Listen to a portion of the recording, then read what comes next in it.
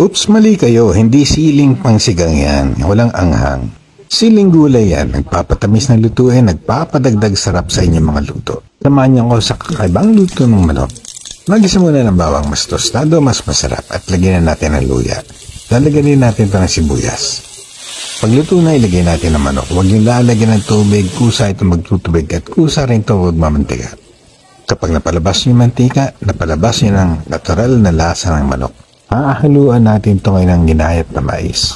Lagyan mo na rin ito ngayon ng paminta. Pwede mo na rin ito lagyan ng patis, pampalasa. Sa puntong ito, ihahalo na natin ngayon ang malunggay.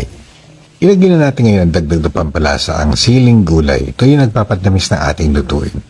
Pakuluan lang saglit at dagdagan ng asin kung kinakailangan o ng patis. Depende sa inyong pandasa. At para sa dagdag gumamit taste, asin at asukal. Kapetsin, walang magic sarap, walang artipisyal na pampalasa. Luto na to, kain tayo. Rapsa!